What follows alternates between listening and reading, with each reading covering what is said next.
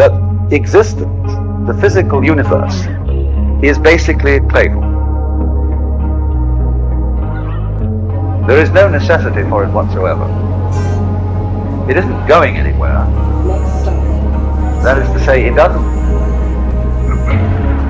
have some destination that it ought to arrive at. But it is best understood by analogy with music. Because music, as an art form, is essentially playful. We say you play the piano. You don't work the piano.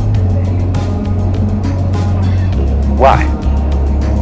Music differs from, say, travel. When you travel, you are trying to get somewhere.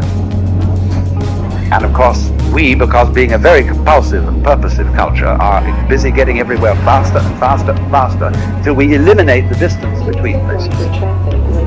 So you eliminate the distance, and you eliminate the journey. Because the fun of the journey is to travel, not to obliterate travel. In music, though, one doesn't make the end of a composition. If that were so, the best conductors would be those who played fastest. And there would be composers who wrote only finales. People go to concerts just to hear one clapping chord, because that's the end. Same way in dancing. You don't aim at a particular spot in the room.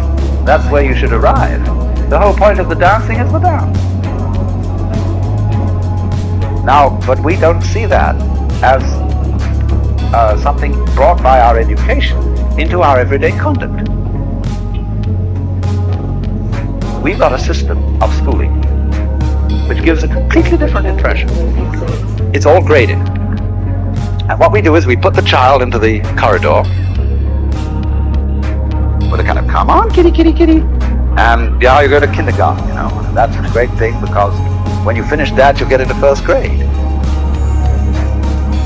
And then come on, first grade leads to second grade, and so on, and then you get out of grade school, you go to high school, and it's revving up, the thing is coming. Then you're going to go to college, and by Jove, then you get into graduate school, and when you're through with graduate school, you go out to join the world. And then you get into some racket where you're selling insurance. And they've got that quota to make. And you're going to make that. And all the time, this thing is coming. It's coming. It's coming. That great thing, the success you're working for. Then when you wake up one day about 40 years old, you say, my God, I've arrived. And you don't feel very different from what you always felt. And there's a slight letdown because you feel there's a hoax. And there was a hoax. A dreadful hoax. They made you miss everything by expectation. Look at the people who live to retire. Put those savings away. And then when they're 65, they don't have any energy left, they're more or less impotent, and they go and rot in an old people's, senior citizens community. Because we've simply cheated ourselves the whole way down the line. We thought of life by analogy with a journey, with a pilgrimage, which had a serious purpose at the end, that the thing was to get to that end. Success or whatever it is, or maybe heaven after you're dead. But we missed the point the whole way along.